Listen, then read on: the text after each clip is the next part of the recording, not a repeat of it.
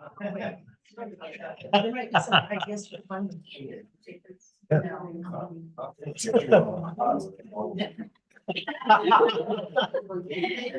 We're just making important decisions. We're doing math. We just had to see who had to go find the afikoman. It's not you and it's not Yeah, but I Lisa. realize that, otherwise, once I find it, who's gonna buy it back? Oh. Because in my family, that was, you don't get dessert until the leader of the Seder Buys it buys back. it back. That was the balance part of a negotiation.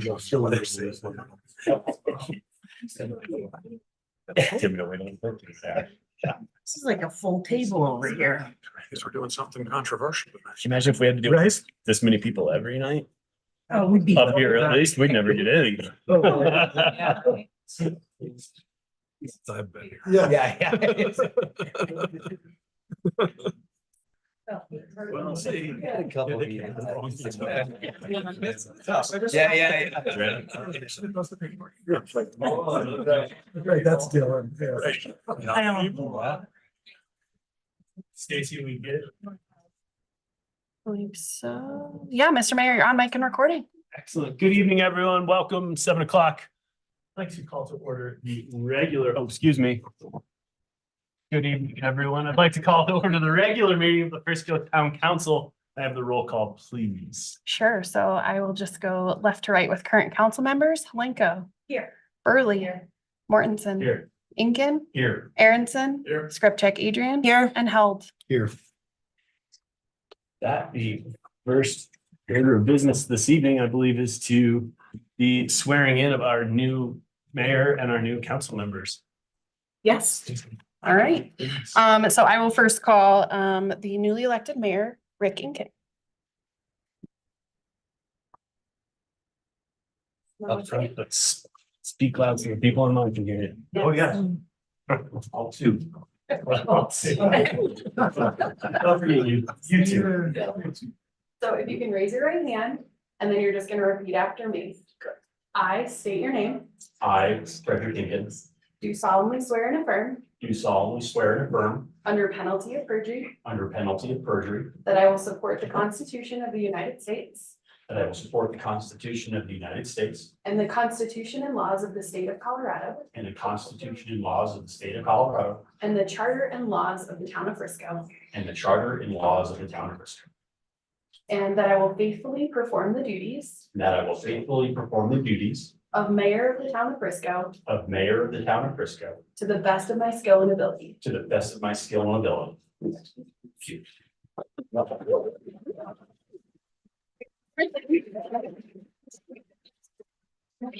And for you, and you're just gonna sign your oath. Oh. So you are here and then just sign there and. And do you wanna keep? Gotcha. You can boo him when he sits No, I meant because you.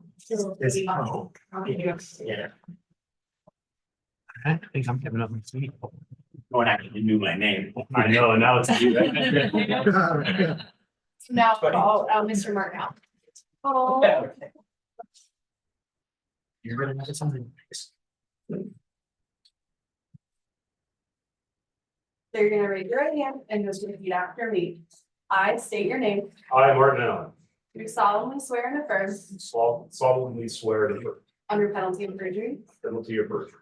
that I will support the Constitution of the United States That I will support the Constitution of the United States, and the Constitution and laws of the state of Colorado, the Constitution and laws of the state of Colorado, and the charter and laws of the town of Frisco, the charter and laws of the town of Frisco, and that I will faithfully perform the duties and that I will faithfully perform the duties of council member of the town of Frisco of council member of the town of Frisco, to the best of my skill and ability. to the best of my skill and ability.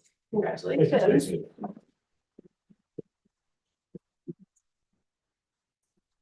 You are, yeah, sorry, you're on this side. So. Oh.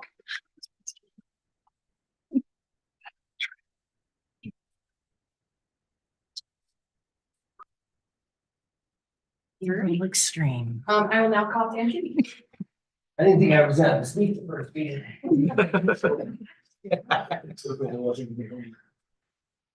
All right, so just raise your right hand and repeat after me.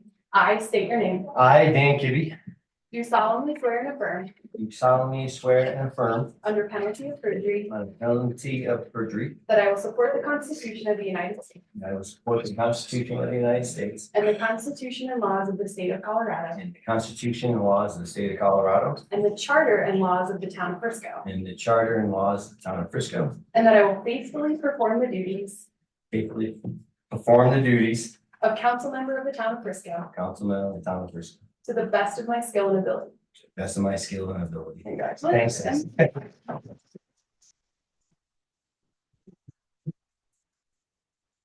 Right next to the thing a little bit. And date or no, I'm sorry. And we'll- Oh, two. I'm gonna get it. Okay. Thank you. Awesome. And I'll now call Andrew Aronson. Last one. Change my mind. Repeat that to me. Raise your right hand and repeat after me. I state your name. I, Andrew Aronson, Do solemnly swear and affirm, do solemnly swear and affirm, under the penalty of perjury, under the penalty of perjury, that I will support the Constitution of the United States that I will support the Constitution of the United States, and the Constitution and laws of the state of Colorado, Constitution and laws of the state of Colorado, and the charter and the laws of the town of Frisco, and the charter and the laws of the town of Frisco. and that I will faithfully perform the duties That I will faithfully perform the duties of council member of the town of Frisco of council member of the town of Frisco. to the best of my skill and ability. My skill and ability. Congratulations. Thank you.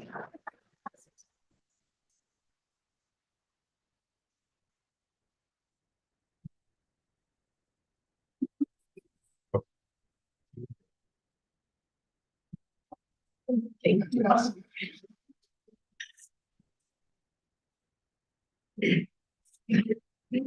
All the papers. We can't docu-sign those.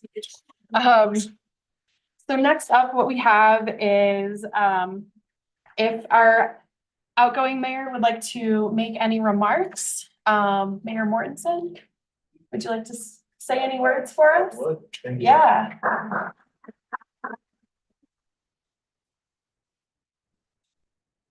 It feels a little weird. I did warn everybody, at least on this side and not this side, that this will be emotional. Sitting in that seat with this group of people for 10 years, it's one of the biggest honors I'll ever have. But we'll think back a little bit first on what was happening 10 years ago when newly re-elected Councilmember Kibbe and I first joined this council. Few things to think about is we had the old Main Street. We hadn't even redone Main Street yet. We didn't have a Whole Foods. We didn't know what to do with marijuana as it just became legal and we didn't really have laws for it yet. But we also got to do things that we never expected, which were good and which were bad. COVID was one of the biggest challenges we'll ever see, and I hope this council never has to face another episode like that again. But I'm proud that we were able to be kind of the shining star in the Rocky Mountains and create our Main Street as a hub of vibrance and community that people flocked to, and they were safe, and we kept our town running. We kept our community together, which is the goal of this council and any council in any government. So much to be proud of in 10 years. And I can't wait to sit back and watch what you all take and do moving forward. To the folks back here, not just staff, but to everyone who supported me, elected me, who's written me, called me, emailed me, sworn at me, cursed at me, thanked me, hugged me.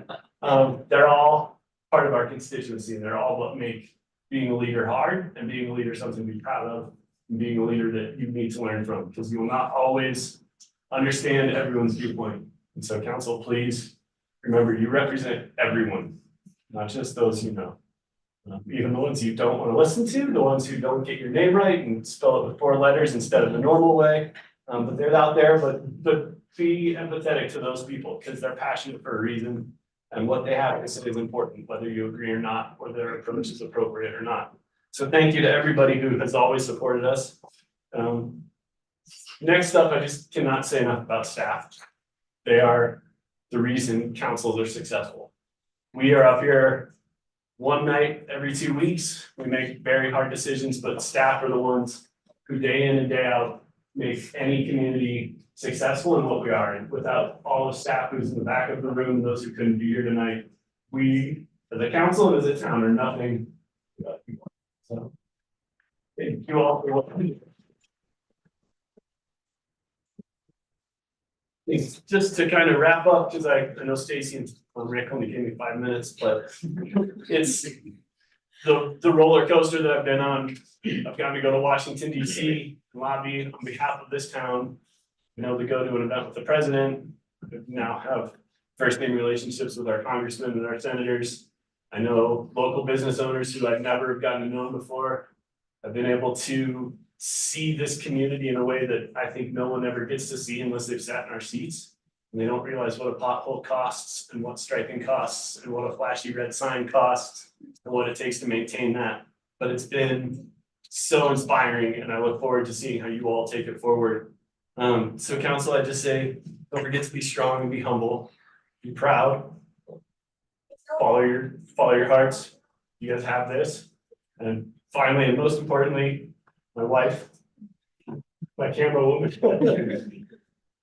She has, and the rest of you, the amount of sacrifice our loved ones and our families give for us to be council members and elected officials is massive.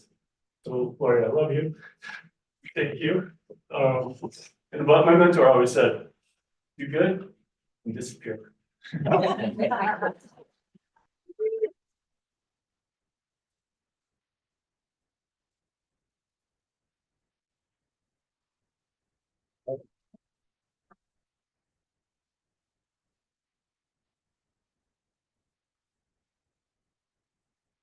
Well, from all of us, we do have just a couple of tokens of our appreciation. There's actually a little something for Lori inside of here.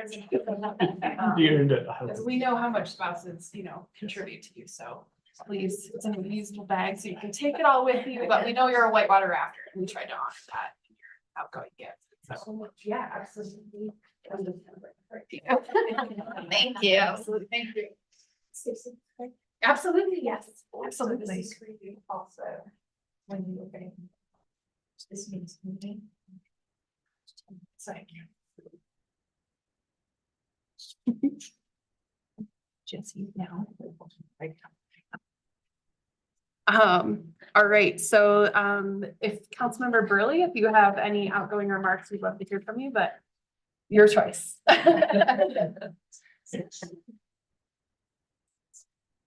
Have back to follow, usual. But in all honesty, I think that you guys are in a lovely position to build upon the work that we've done over the last couple of years, to embrace this community as it moves forward, because we know that the only thing that changes is change. And I just want to thank you all for learning from you, and from Hunter. It's been an honor to sit at his right hand throughout the last couple of years and to really just learn and grow as a person. I set out on my journey with an agenda to help push this community forward from a sustainability perspective. And I can leave here knowing full well that that lens is a permanent fixture in the way that we do business in this community.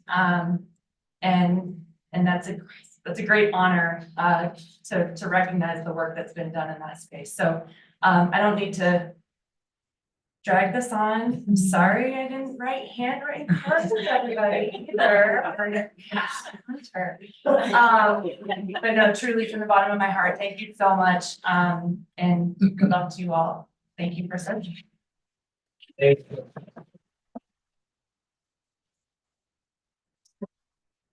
We do have a little something for you as well. Also, Jesse is also an avid water rector, so that works out. Thank you so much.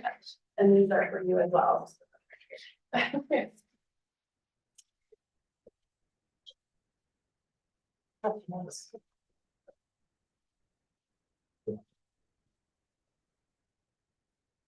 All right. So if anyone else that is currently sitting on town council if you have any remarks for our outgoing members, now would be the time. And just jump in whenever. I'd like to just say thank you. And, we've had an incredible working experience all together. I believe we are a highly functioning governmental body, and it's because of these people and staff that makes that all happen. And, it could be a heck of a lot harder than it has been. So thank you. Serving with you has been a pleasure. Yeah, go ahead. I'm gonna fix that, but go ahead. Okay. I just want to thank both of you. Jesse, the depth of your knowledge is astonishing to me, and I am so grateful that we had your counsel over this last couple of years. And you guys you're just so motivating to me and inspirational. I really appreciate all the time that you've spent talking with me and helping me to get a little bit better at what I'm doing here. Hunter, your compassion and empathy and thoughtfulness and how well-spoken you are, it just blows me away every single time that we meet. And I'm so grateful. This town is so lucky to have you. And honestly, for both of you, what you did during COVID is a huge part of why I'm sitting here right now, because you did such a phenomenal job of holding this community together. And I will be forever grateful for that. Thank you. I'll second exactly what you said, but also, Jesse, I just want to appreciate I was on your right hand, which meant that I could lean on you a little bit for topics that I don't consider my strength. And I really appreciate you being willing to accept my lack of knowledge or different I really appreciate your ability to have a true passion for sustainability, but also have an ability to stay reasonable and conversational about the topic. So it really worked well. And I think because of you, we got to what you said, we got a long way. There's of course a long way to go, but it is, I really like the way you put it. It's part of our lens now. And I think you can leave here feeling like that was a lot because of you. Hunter, from Breck L to mayor, or from Frisco L to mayor, I have no statistics, but I gotta believe you're the first. Next, I hope there's many more. I really do believe that is a truly admirable trait. You've spent 10 years in the chairs up here. And I have never met somebody who doesn't like you.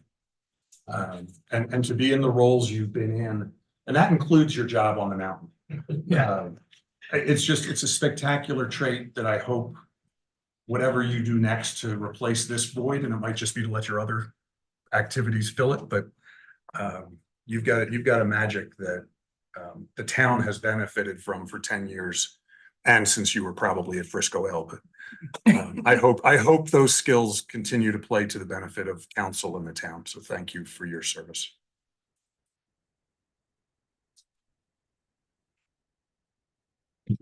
I guess I'll keep it really short because I echo what Lisa and Andrew and Andy have said so far. I just feel really lucky that I got to work with both of you because you've made me a better person, and I'm thankful for that. So thanks. Great, thanks, everybody. So I don't know if anyone remembers this, but Jesse and I ran together the first round, and we actually shared our drop off at the door card with both of us. It was a divide and conquer mission, and it worked out well. And before that, we were on the all-knowing HOA board before we got on here. So we've come a long way over the last several years together, and it's been fun, right? And I've learned a lot from Jesse, and we've shared a lot of really good conversation. I think this group of all iterations that I've been up here with, while we don't always agree, we always respect each other. And I think that's what Andy was getting at a bit earlier, that we do work well together. when I got on council with Hunter and Gary, Hunter and I immediately had some really good conversations, right? Talking ski patrol stuff initially and morphed into rafting. And then it was, well, how do we do this job, right? And Hunter has taught me the empathy that has already been brought up and being well prepared, right? That's important to the position that we have, and we owe it to the folks that we're here to represent. So thank you for that, Hunter. Again, the time you both have had to, you know, not be with your family, Lori, thank you for that, right? And I saw the whole gang here. Right, Worth is somewhere, there he is. Thank you for allowing us to work with your other half all these years. And right, Jesse's had 2 children and switched her career, not career, but position a lot. So it's been great. So with that, I'm gonna tick off a few highlights over the last combined 18 years of what these two have brought to the community. And I'm gonna be a little programmed about this, if you will. So right on the housing front, right, I thought we brought on all new, right? The town managing some workforce housing units, owning some units, having a housing helps program, having a housing loan program that you don't have to pay back until you sell your house, which is a program that we worked on with Andrew. I thought it's been great working with you guys. Were instrumental in our workings with NHP. There's a lot of behind the scenes meetings that go on there in time. So as we work through those, and I thought it was really great that we could bring forward our latest water agreements, the 2 of them with the county, and really show that relationships they matter everywhere, but they really matter in Summit County because we are here, you know, kind of excluded on our own. So I thought those were some great accomplishments, and thank you, Vanessa, for all the work you helped me with in putting this together. COVID, wow. I can speak for Hunter, myself, my wife. I mean, we worked harder during COVID than we had at any other point in our careers. We were all going to work every day. And then we were talking to Nancy and trying to figure out how we're going to keep the town rolling. And the whole, it wasn't just the 2 or 3 of us, it was the whole group giving input, coming up with at the time seemed like crazy ideas that one way or another get you the governor's award for having such a great downtown, right? Through working with the promenade and having different iterations of the programs where the folks would buy your tickets and we would double the value. I mean, it was great. It kept dollars in the community, got people out of the street. We went out of our way to keep everybody safe, and that was a ton of work, and the work again by staff, which was always been great. And if I haven't said it to this crew, I've said it to Hunter and definitely to Tom, is the staff is what keeps me motivated. It really, I want to see them thrive because that's the only way this town thrives, which is why I'm sitting here today. And I lost a bet with someone. So again, COVID was long, it was hard, but we got through it, and we got through it with as much of a grin on our face as we could muster at the time. Our sustainability accomplishments over the last, again, combined 18 years it's been great, right? Our plastic bag fees, our pay as you throw program, our partnering with HC3 and the rest of the county and a lot of countywide initiatives, working on what's going on up at the landfill and what that looks like, the Skip the Stuff program, right? We finally got styrofoam banned, which was great. Single-use plastic waters. I mean, a lot of great accomplishments. The climate action plan being a leader for the very first Mountain Towns 2030 ever when we were out in Salt Lake and all part of that program. Jesse put a lot of time into that program on the planning side of that. And we can't forget about our very special dumpster enclosure that we've been working on. So, and we're getting, we just held a press conference in it. Now. With the governor. Yeah. So it's a pretty big deal, right? Right? And if we need to, we could turn it into lots. We'll see. And just a few other, like, thanks for everyone for bearing with me on, right, the stuff we've done, right? The big dig, which is the plan to create the marina, whatever the iteration is today, was out there for a long time, many, many years. And it was the collective thought of this group, including Jesse and Hunter, of let's just do this. And we did. And we have a very successful product out there that is an amenity for this community that we have tons of visitors come enjoy. And it's really become a part of our community. And with that, again, one of the great accomplishments, I can tell you the first thing Hunter ever started talking to me about when I arrived on council was the Trails Master Plan. And like, it was that and First in Maine, and it was huge. And right, Kibby, that was a big deal, right? And we had all these plans for so many years that we started to take action on them, which is what the accomplishment here is. Not only do we have plans, we're pulling them off the shelf and implementing them. And again, it's all with staff, and what a great job that they do to get things going, moving forward.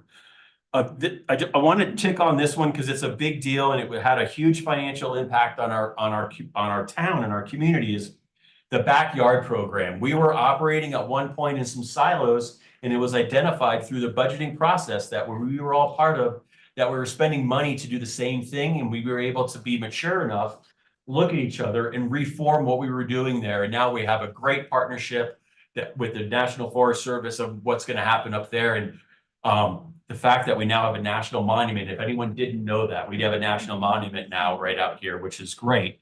It was a surprise to us as well. It's not something that we look forward. Okay. With all of the things we've done together, what I've most enjoyed is our friendships, our relationship, and our conversations that we've had together. That, you know, when Hunter and I sat down 2 years ago when I was thinking about being pro tem, we finished off the conversation with, we're not always going to agree, and that is fine, right? And Jesse's been a great source of just foundational on her knowledge and the sustainabilities, but also historical of all the things we've gone through. She'll bring me back to decisions that we made years ago when we were working with Kibby the first time. So it's just been a joy working with you guys, and I'm going to leave it with, I hope to see you on the river, and more importantly, be on the river with you together. Thanks.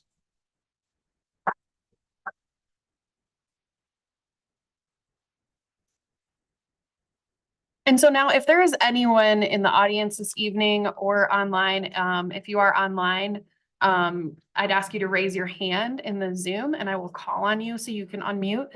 But anyone who would like to make public comment right now, whether it's for the new incoming council members or geared toward the outgoing mayor and council member, now would be the time.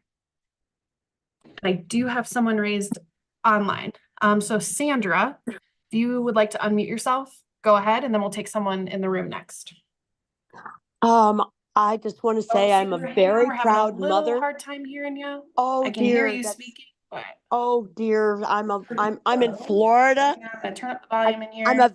Oh dear, I'm a very proud mother of Hunter, and I can hardly believe that he stepped forward to make our community a better community. Thank you, Hunter.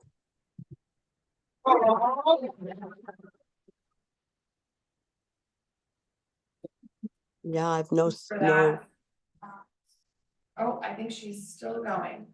Sandra, I'm so sorry. Can you unmute yourself again? On Zoom. I don't have good cell phone service in Florida, so I'm sorry about that. Hold the microphone closer to your mouth. Anybody in Rotary know what that's about? Keep going, Sandy. Are you done? Well, I just am a very proud mother of Hunter, and that he stepped up when he was complaining about the new people coming to town and wanting to change things. And he says, I guess I need to put my hat in the ring and and do something about it because I really care about the town. And I think everybody can see he really cares about the town and, and I care about him. Thank you, Hunter, for doing what you do. Thank you very much.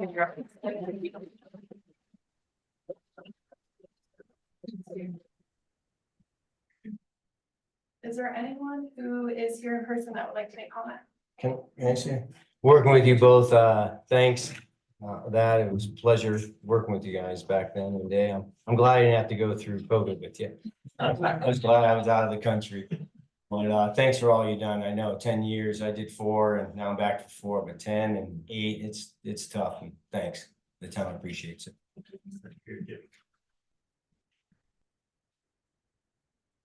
Anyone else? Basically, what I wanted to see if there was Yes. someone out there wanted to first, but I've known Hunter, I'm not sure how long, I guess almost 15 years that I've been on the rescue team with Hunter.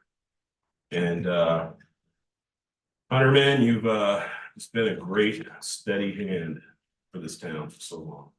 One of the reasons I wanted to join council is literally because of the example you set. And Jesse, I'm kind of sorry I'm not going to get to serve on here with you and get to know you better. One time I helped Jesse out with a river course, and she didn't invite me back to help her out. But I just can't say enough about both of you. And the last thing about Hunter is I like Hunter so much that when I found out there were cemetery plots available, I made sure to buy one, even if I don't even know if I'm going to use it or not, but I wanted to make sure Hunter got the opportunity to sign it.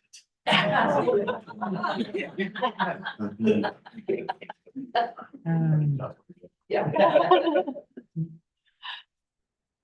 And anyone else? Yes.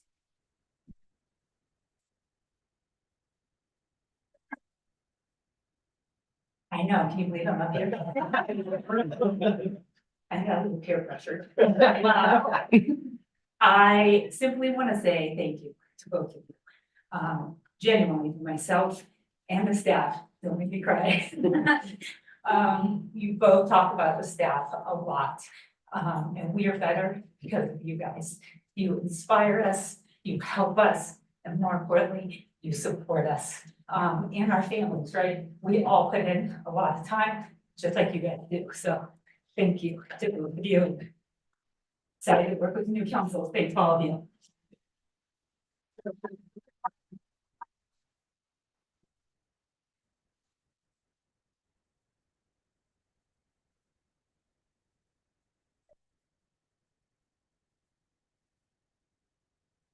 And anyone else wishing to make comment, please feel free. You're more than welcome.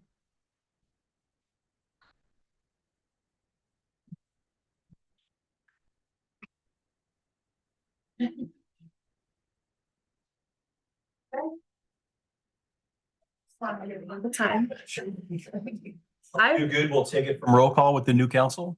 Yeah, do you want me to call roll on the new council for the first time? Jesse and Hunter, thanks.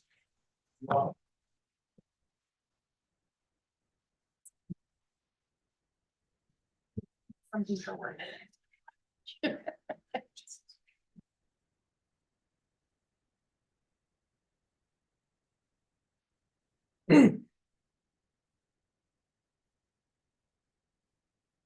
Only gets better, right?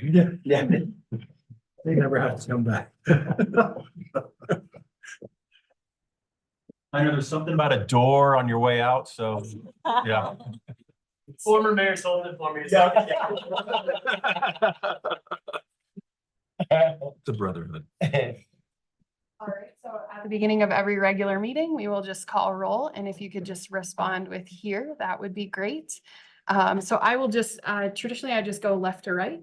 So, Alan. Here. Blanco. Here. Incan. Here. Aronson. Here. Script check Adrian. Here. Held. Here. And Kibbe. Here. Mayor to you. Thank you. With that, we're going to restart a public meeting, everybody. So I'm going to start with anyone wanting to make public comments that are not on tonight's agenda are welcome to make comments and they have 3 minutes, and please state your name and your residence. And with that, we'll open up to public comments. None online. With no public comments, we'll move on to mayor and council comments. I think we're good. Okay. With that, staff updates. Yeah, just a couple of things. And first of all, in your packets or bags that you were at your place, we included a book called Bill of Obligations, and Colorado Mountain College is using that book this year to start discussions within the community about how we conduct ourselves and how we govern ourselves. And it's a really, I read it last week while I was on vacation, and it's a very quick read. I encourage you to read it. It really talks about how in the United States, we're concentrating very heavily on our rights, but we're not concentrating enough on the obligations that come with those rights. And another point in the book that we're just witnessing tonight, this group is very civil with each other, has been a lot of respect. There's understanding, there's good listening. But we just watched, contrary to what sometimes happens at the federal level, a very peaceful transfer of power. So I encourage you to read that book. There will not be a test, but I'm happy to talk about it with anybody. And then I just want to compliments to the staff that put this together, but we had and we're having a series of lunch and learns with staff this year. We've kind of re-energized those. It was on 529 accounts today and what's available to our employees. And it's just nice to be able to take the time to sit down with employees and give them more opportunity to learn about what they can take advantage of in their benefits. So just wanted the council to know that. That's all I've got today. That's great. Thank you. Yeah, 529 is going to cover my son's college, so get in it early. Okay. I'm gonna jump.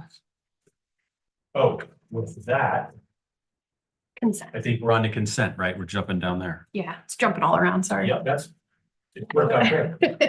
I like that song. With that, we have the consent agenda is next up. So if anyone wants to. Mr. Mayor, I move that we approve the consent agenda.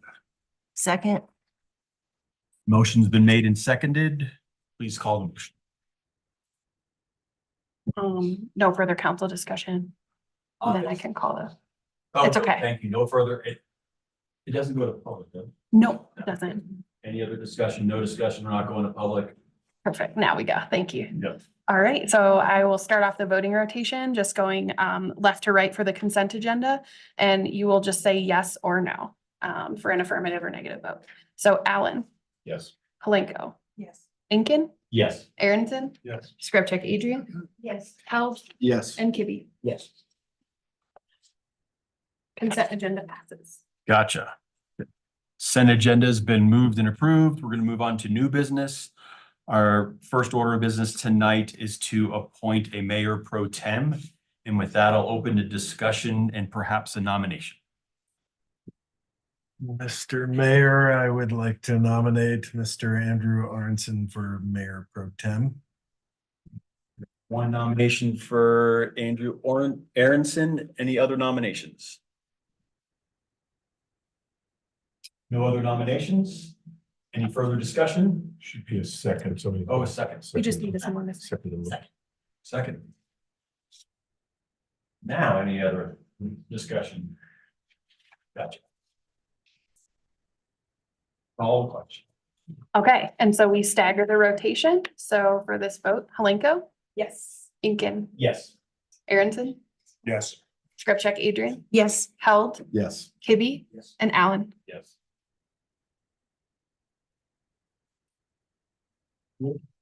Motion's been made and seconded and approved and unanimous for Andrew Aronson. Congratulations. Thank you. Thank you. Congratulations. Our second order of business tonight, I'm going to warn everyone, is riveting. So strap in. Ready. And if you've got some work to do, bust out your laptop. After Kitty, there will be a brief pop quiz. I haven't been up this late in a long time. Our town attorney is going to take us through open meetings and ethics training. And with that, it's Thad Renew. And Thank just you. before you start that, you'll see the staff, some of the staff taking off. I'm allowing them to leave. Yeah, yeah. So. Thanks, guys. Very personal of you. Good evening, everyone. The new council onboarding moment you have all been waiting for, sure. I think though, in all seriousness, you're gonna be really pleased to hear that at the suggestion of our new mayor pro tem and with the input of the town manager, we're gonna shorten this up tonight. I will be presenting this training by way of a song and interpretive dance. I knew. No, really. We're gonna do the meetings first, and then we're going to go to the ethics presentation. I know that 5 of you have seen this presentation within recent memory. One of you has seen this presentation a couple of times in distant memory. Yeah. And for one of you, it's just spanking brand new. For all of you who've seen it before, it hasn't changed a bit. Because the law in this area hasn't changed a bit. And with that, I'm just gonna jump into Colorado Open Meeting Law. This is a state statute that all government officials should be aware of. And this presentation is to help you in considering issues as they arise in the future. The Colorado Open Meetings Law contains a declaration of policy, and it declares as follows. It is declared to be a matter of statewide concern that the formation of public policy is public business and may not be conducted in secret. Unquote. The Supreme Court has described the Open Meetings Law as, again, I quote, reflecting the considered judgment of the Colorado electorate that democratic government best serves the Commonwealth if its decisional processes are open to public scrutiny. In that respect, this whole law kind of countervails the old saying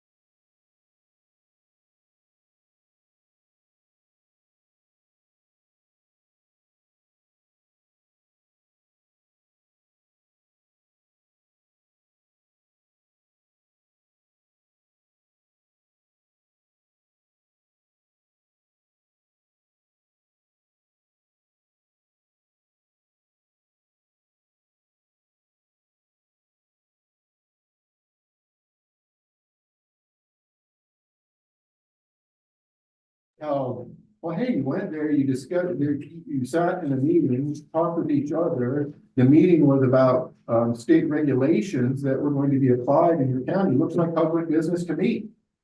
And the Supreme Court said, actually, no. The Supreme Court said, yeah, they were discussing a matter of interest to the public, but they were not there. There was no discussion. There was no demonstrated link between that meeting and the regulations that might be adopted by the state and the policy-making powers of the government entity, right, who's in trouble, those supposedly from me, right? Those two county commissioners had no ability to make oil and gas regulations, certainly not ones on a statewide basis. Superintendent said, yeah, it's a matter of public interest, but it's not public business as used by that statute. It's a fine distinction. I don't know how it's going to apply in every instance, but understand that simply discussing something of public concern may or may not constitute public business as used in the statute to determine whether you're having improper public meeting. Probably made that a little more confusing than clear, but that's part of the point of it, right? Is it is a little confusing and it is uncertain and it is poorly defined, and there's not a lot of case law interpreting exactly what this means in various contexts. But understand it should be at least related to the policy making powers of the town council. We already discussed, executive sessions. Because the underlying principle of the open meetings law is that the formation of public policy is public business and therefore cannot be conducted in secret. The exceptions to the statute, that is to say the exceptions that allow a group that constitutes a meeting, 3 or more of you, to meet outside of a public setting, we know that as an executive session, right? We know that it is allowed under limited circumstances.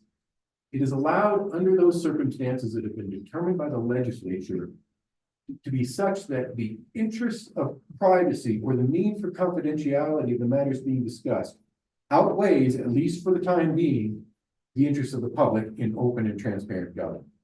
The prime example of that, I'll go through a list of what it is that you can talk about in an executive session, but the prime example of that, and one of the most often used prongs of the law that allows you to go into executive session, is discussions of the acquisition or sale of real or personal property, buying and selling property interests. It's easy to understand why, if we're in the position of a purchaser desiring to buy a piece of property, we don't want to advertise that to the world at large. We certainly don't want to advertise it to the sellers of the property in a way that will make them understand just how interested we are, right? You need to be able to go back into an executive session and talk about how much we're willing to pay and under what conditions and circumstances, et cetera, et cetera. The same thing holds true when going to sell a property, right? We're in a position of negotiation with an ultimate buyer. Those buyers don't need to, and frankly shouldn't know, what the ultimate sell price would be, what the upper level of negotiation authority has been provided to staff who are negotiating this, pending final approval by the council. So a number of those categories. The first is acquisition or sale of real or personal property. The second is for conferences with an attorney for the town for purposes of receiving legal advice on specific legal questions. Again, lawyers and clients aren't going to have a talking in their lawyerly and client with interest in public. So we're allowed to do that privately. That having been said, the statute is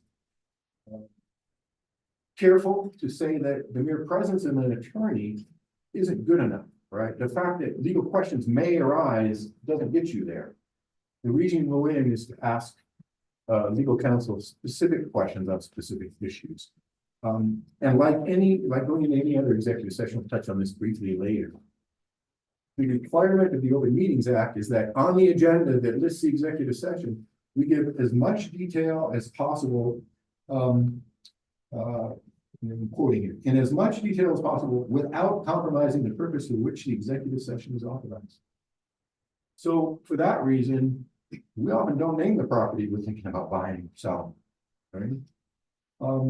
But also for that reason, it's almost always possible to give in general terms what the executive, I'm coming back to the example of legal advice, right?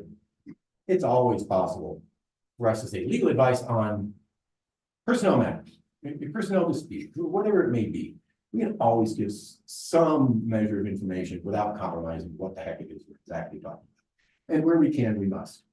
The third category for executive session is matters that are required to be kept confidential under state or federal law. Trade secrets, other things that we are given on a confidential basis that otherwise have legal protection. Similar to our inability to turn those over as public documents under the Open Records Act, they can also be discussed privately in an executive session under the Open Meetings Act. These are documents and matters that by their very nature are confidential, that they cannot be disclosed. Security, next category, security arrangements or investigations.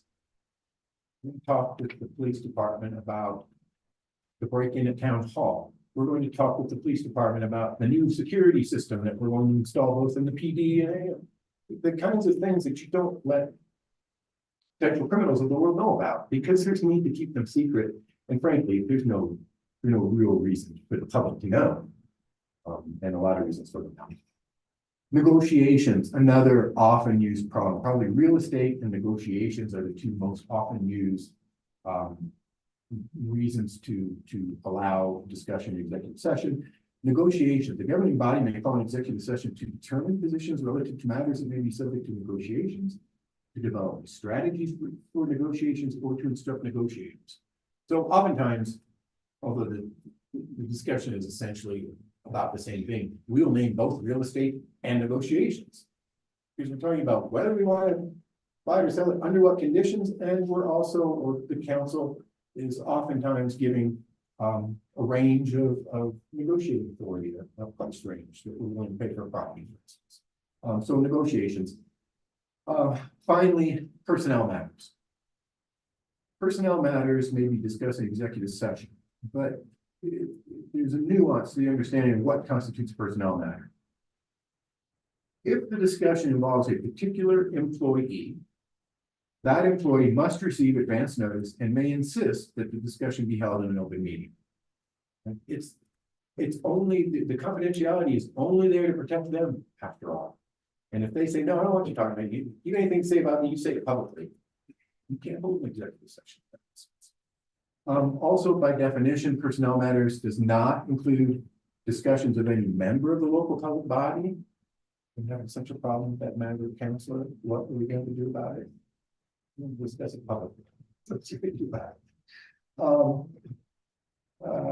it. So we're going to do discussions of any member of the local public body, any elected official, or the appointment of any person to fill a vacancy in a local public body or elected office.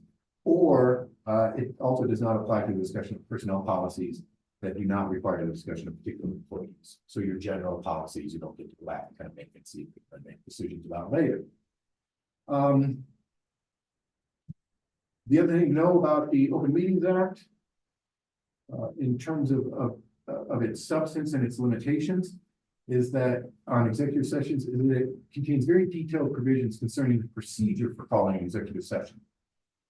Under the statute, before going into executive session, the governing body must first announce the topic of discussion, including a specific citation to the section of the Open Meetings Law that authorizes consideration of that particular topic.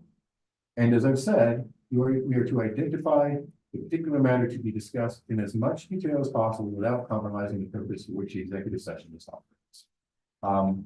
The other thing you need to know is that the requirement to go into executive session is that there be an affirmative vote of 2/3 of a quorum present. 6 members present, 4 of you got to vote for it. 7 members present, 5 of you got to vote for it, right? A simple majority vote, 4 to 7, does not get you into executive session in the statute. It's rarely a problem, but there are instances where there's disagreement on council as to whether they really want to talk about this privately or they just want to hash this out in public. And so it can become an issue. What happens if the law is violated? It is the final topic of this presentation. The underlying goal of the Open Meetings Law is to create an atmosphere of openness in public matters. The purpose is not to punish those who violate its provisions. In keeping with that philosophy, the Open Meetings Law contains no criminal sanctions for noncompliance. You cannot find yourself criminally charged as an individual or as a group or a subgroup for violating. That said, any action taken in a meeting that does not comply with the Open Meetings Law requirements is void. Courts can also enforce the requirements of the open meetings law through an injunctive order. But I guess what I would tell you is that the most serious problem that can arise from open meetings, from an open meetings act violation, is the loss of confidence in government that can arise when official actions are invalidated because laws under the frame of government are violated. Here's the scary thing. After an in-camera, meaning private, back in chamber, after an in-camera review of an executive session record, the court may make public any portion of the record that reveal the body being substantially off topic or engaging in unlawful decision-making while in executive session. That's just embarrassing, right? That isn't what we want to be reading about in the local paper. Finally, and again, in favor of openness, if a court decides that a public body has violated the law, it must award the prevailing citizen its costs and reasonable attorney's fees. In contrast, if we get sued for violating it and the court finds that indeed we did not violate it, we do not get our costs, and we do not get our attorney's fees unless we can prove that their bringing the claim was substantially vexatious or frivolous. That's a really high standard. If they've got any good faith reason to claim that they think it was violated, we are not going to get our attorney's fees or costs, even if and when we win. So with that, that's what I've got for you on open meetings. I'm happy to take any questions. Or we can turn to the second portion of the interpretive dance after brief intermission. Ethics in government. Again, circumscribing your freedom as individuals, right, to receive gifts from others given to you out of the goodness of their heart and the love for you as an individual. Questions concerning ethics, and when I say ethics in the local government context, that primarily means conflicts of interest. Because what you'll see through this presentation is that in one way or the other, almost all of the ethics rules come back to self-dealing, come back to a conflict of interest, come back to a point where your duty to act only in the best interest of the public at large may come into conflict with your personal interests and your interest in doing things that foster those personal interests. In Frisco, the ethical conduct of government officials is governed by two things. First is the state statutory provisions. And the second is the code of ethics that has been adopted by the town and codified as chapter 15 of our code of ordinances.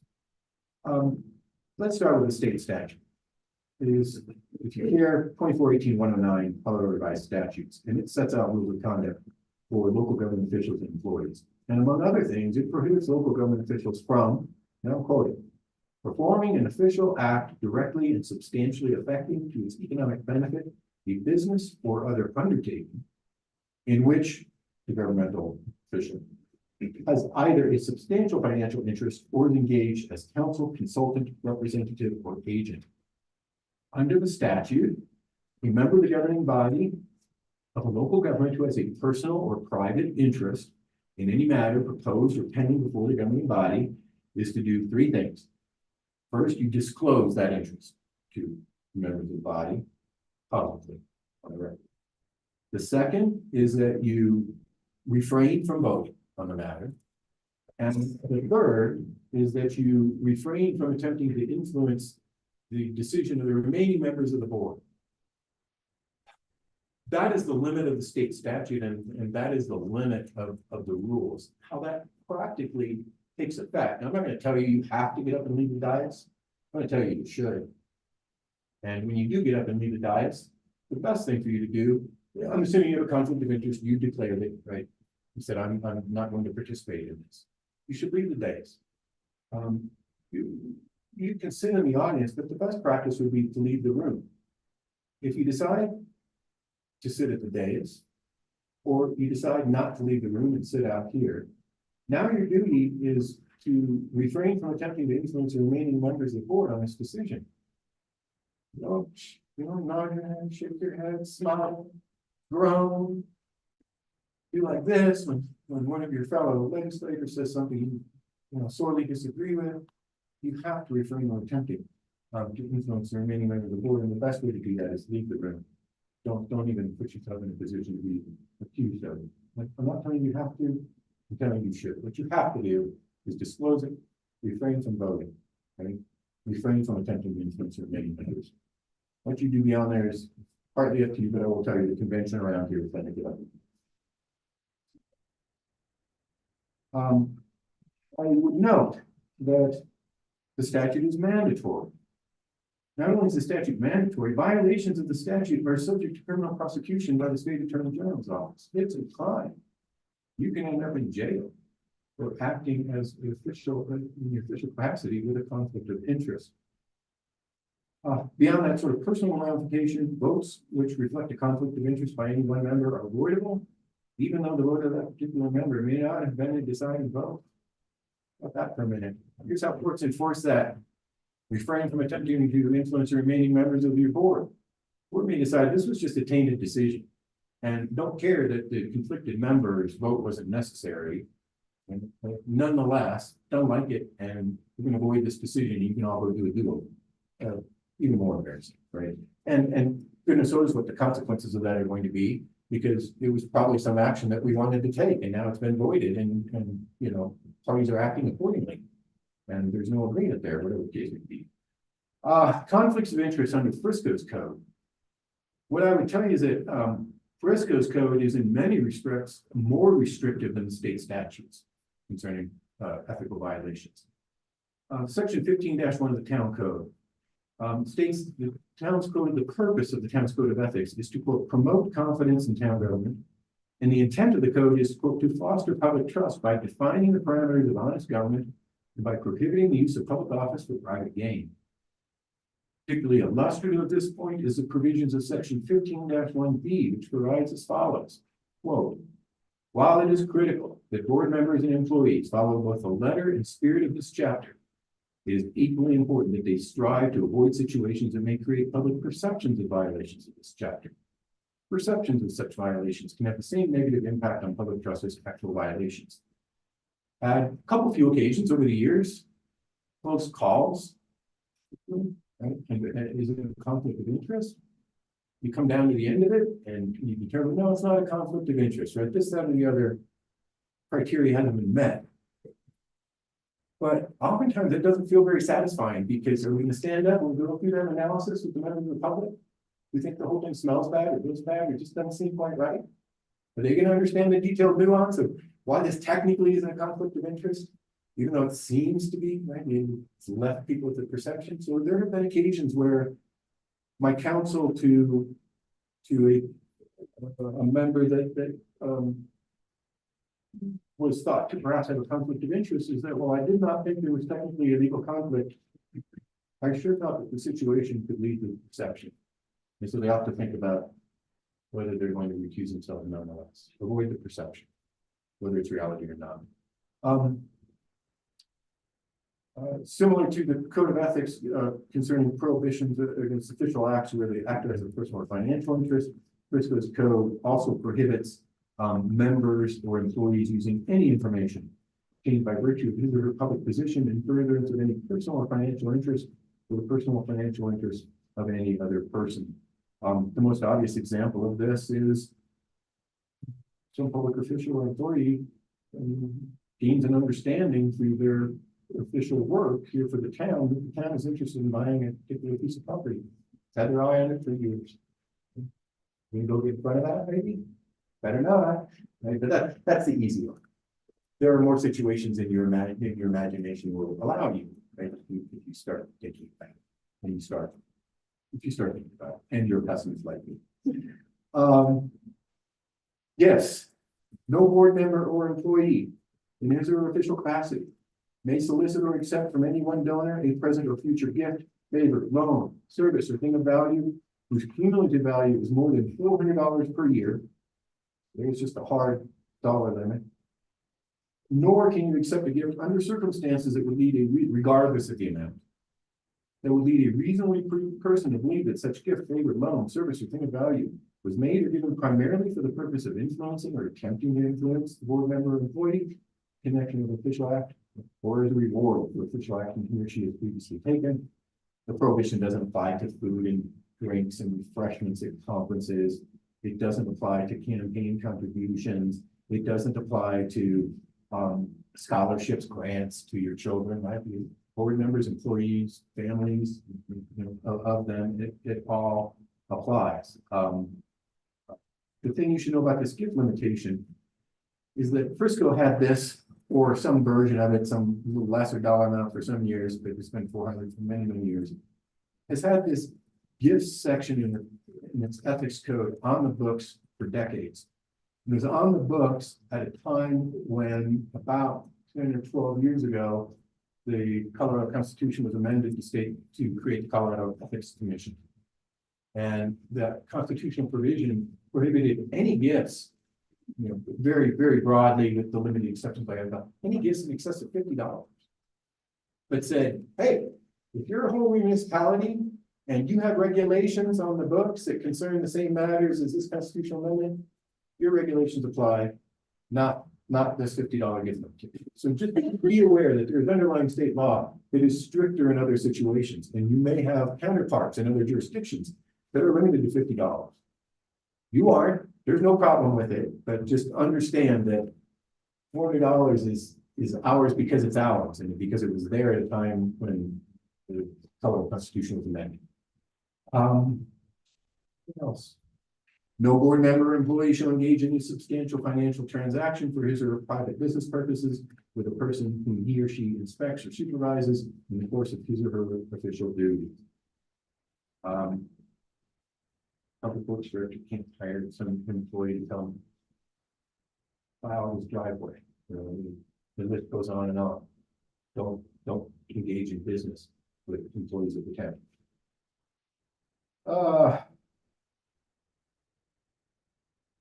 And then we talked about this already, right? We talked about the provision of the code that suggests that you should recuse yourself when you have situations that create an appearance of impropriety as opposed to, even if it's not an outright conflict of interest.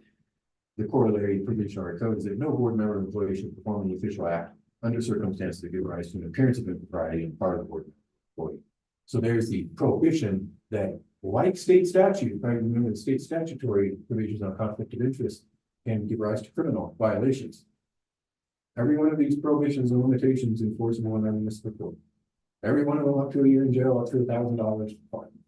I haven't seen them send anybody yet. But the point is, it's not like the Open Meetings Act. It's not a good idea that if you don't fail or that if you don't follow, embarrassment might follow, right? These are rules that if you don't follow, jail might follow. So there's a big difference between those the enforcement provisions. What do you do if you think you have a conflict of interest? Section 15.4-4 of the town code prohibits a board member from voting. We discussed you have a conflict of interest. Again, like state statute, you disclose, you recuse yourself, you refrain from attempting to influence. If the board member is uncertain as to whether a conflict exists, he or she can take one of several actions. First, under 15.4a of the code, the board member may ask other members of the board to determine whether the member has a conflict of interest. Again, this is to be done on the record publicly. It's part of disclosing a conflict. Hey, I'm not sure, you guys. Please don't do that. Please call me first. Let's talk about this. Call the manager. Talk to the manager. Call me. Talk with me. I'll call the manager. Ask the manager to talk with me. Let's not have a surprise discussion about whether a conflict of interest exists on the record in the middle of council. It's generally so fact laden that you're not going to appreciate the end of that. We haven't talked about it first. So you can ask the rest of the board. As an alternative, under section 15-6, any board member may request that the town attorney provide an advisory opinion whenever a question arises to the applicability of the ethics code to a particular situation. My opinion is just that. Right? The fact I gave it to you doesn't mean you have to follow it. The fact I gave it to you means I know you have a conflict of interest, and we'll deal with that at a council meeting later.